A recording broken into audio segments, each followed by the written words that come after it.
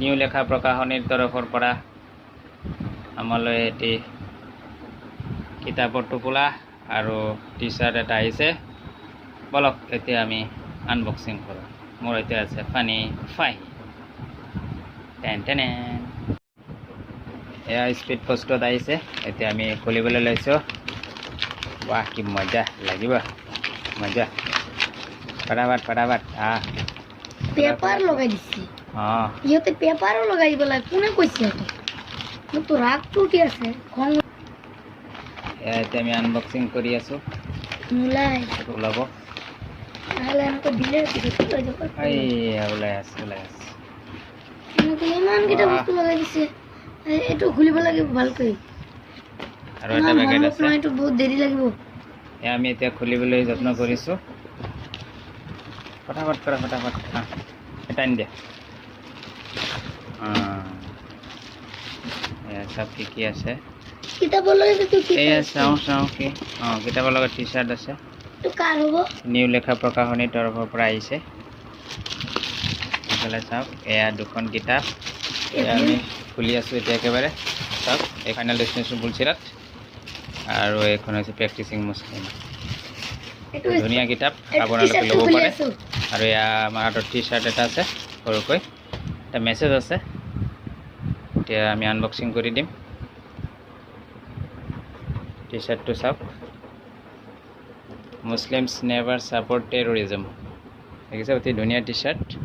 মুছলিমৰ নাম লিখি দিছে। অকণ দেখুৱাবলৈ যত্ন কৰিছোঁ। চাওক, কিমান অলপ মেলি দিয়া, এনেকৈ মেলি দিয়া ফটাফট। টাইম নাই, ভিডিঅ'টো শ্বৰ্ট হ'ব লাগে, মানুহৰ পিছত নাচাব নহয়। এইটো চাওক, ধুনীয়া টি চাৰ্ট, অতি ধুনীয়া। এম চাইজৰ এখন, নিজৰ কাৰণে ল'লোঁ। এইটো পেকেটত আহিছিল আমাৰ। এতিয়া সম্পূৰ্ণকৈ দেখুৱাইছোঁ। এইটো টি চাৰ্ট আৰু লগতে এই দুখন কিতাপ আহিছে। এয়া মোৰ লগত পানী বাহিম আছে।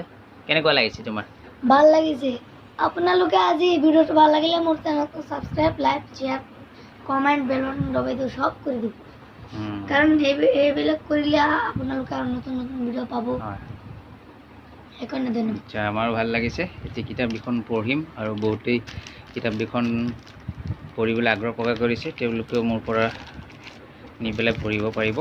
আৰু এনেকুৱা কিতাপ যদি আপোনালোকে লাগে অৰ্ডাৰ কৰিব পাৰিব। ডিছক্ৰিপশ্যন বক্সত যোগাযোগৰ নম্বৰ থাকিব। মই এটা কথা কওঁ, এতিয়া কিতাপকেইটা খুলি পেলাই আপোনালোকক দেখাই দিওঁ ভিতৰত কি লিখা আছে। এই ফাইনেল ডেষ্টিনেশ্যনটো চিৰাট।